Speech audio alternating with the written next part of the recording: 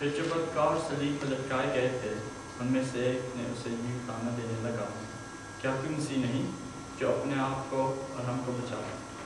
मगर दूसरे ने उसे झिड़क कर जवाब दिया, क्या तू खुदा से भी नहीं डरता, हालांकि उसी सज़ा में गिरफ्तार है और हमारी सज़ा तो वाजिब है क्योंकि अपने कामों को बदला पा रहे हैं, लेकिन इसने कोई बेजा काम नहीं किया। फिर उसने कहा, ऐ यीशु, जब तू अपनी बादशाही में आए तो मुझे याद करना।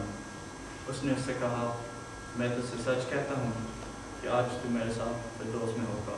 पाक कलाम के पढ़े उसने जान गए। कलाम की बरकत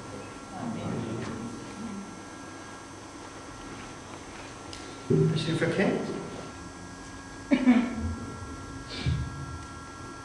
मसीह यीशु में मेरी तरफ से आप सबको सलाम पहुँचे।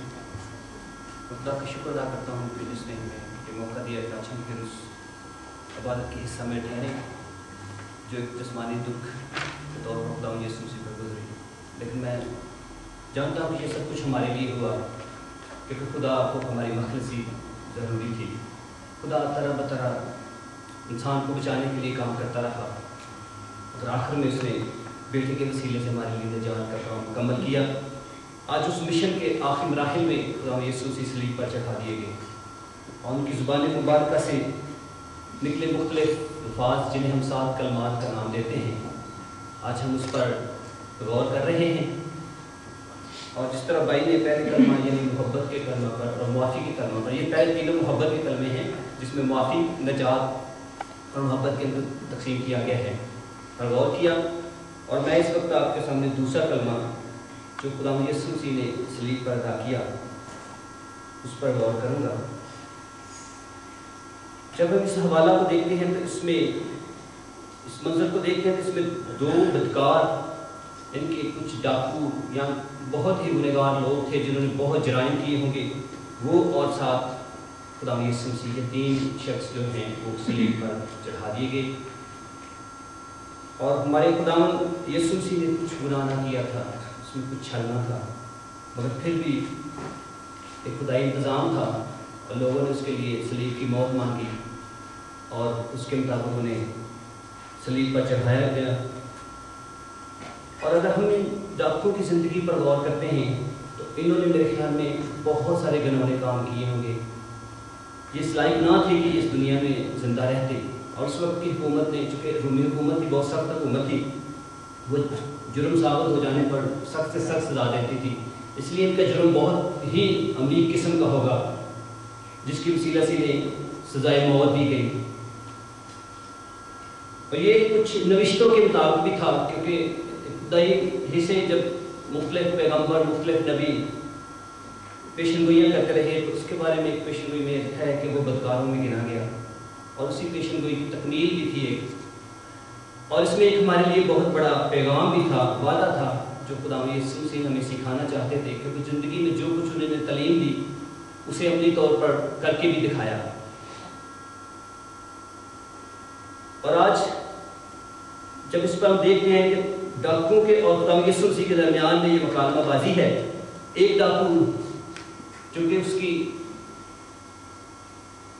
अहमियत को नहीं जानता था, खुदा यीशु मसीह को नहीं पहचानता था, उसने उस पर तानाज़नी की और उसे मजाक में उड़ाया और वो नजात की बजाय अब्दी अंधेरे में चला गया, दोज़ख में चला गया।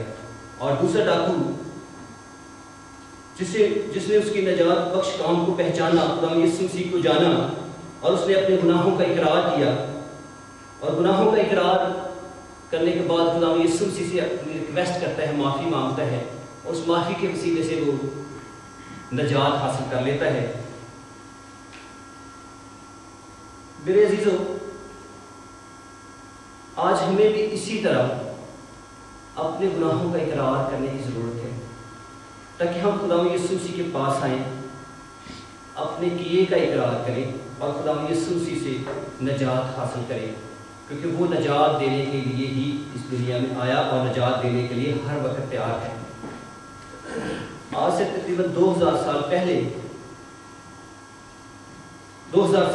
से ज़्यादा से अर्सा है जब खुदा यीशु मसीह ने इस वाक़या पेश आया لیکن میرے خیال میں آج بھی اسی طرح تازہ اور آج بھی اسی طرح ہے۔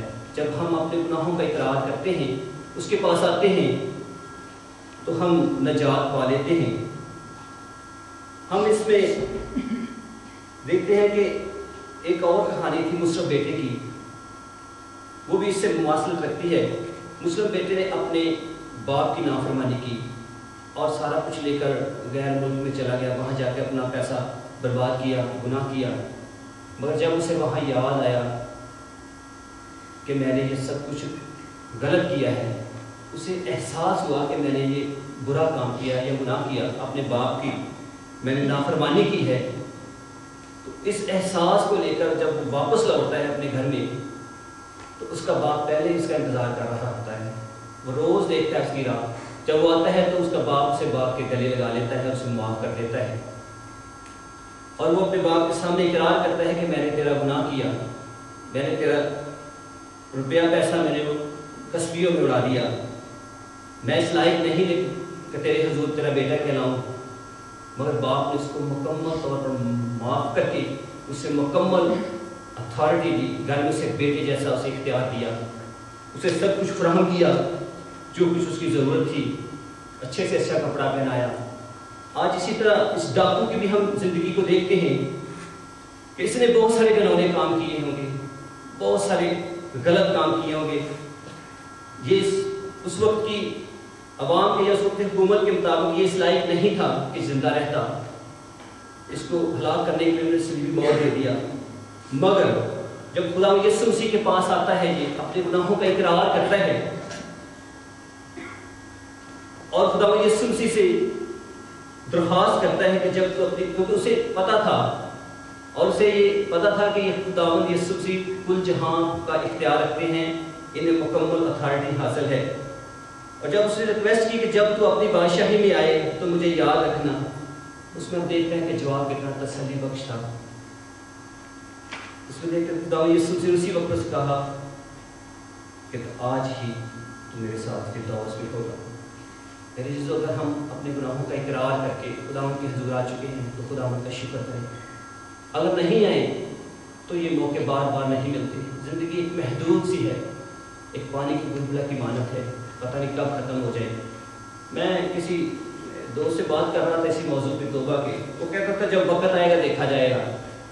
تو میرے عزیزو، وقت ہے، انتظار کی ضرورت نہیں ہے، پتہ نہیں یہ زندگی آج ہے کل نہیں ہے۔ تو اس لیے جب بھی آپ کو یہ موقع ملا ہے تو ہمیں اپنے گناہوں کا اقرار کر کے خداوند کے حضور آنا چاہیے، کیونکہ جب ہم منہ سے اقرار کرتے ہیں تو تبھی نجات پاتے ہیں۔ اور نجات کے لیے اس رومیو کے خط میں آیا ہے، میرے خیال میں 9 باب میں ہے کہ نجات کے لیے اقرار منہ سے کیا جاتا ہے۔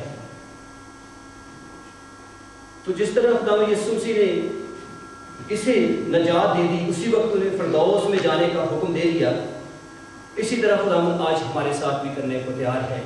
فقط ہم اس کے حضور آئیں، اسے بات کہہ کر پکاریں، اسے سجدہ کریں، اسے اپنا نجات دہندہ قبول کریں اور اس کے ساتھ چلنے کا وعدہ کریں۔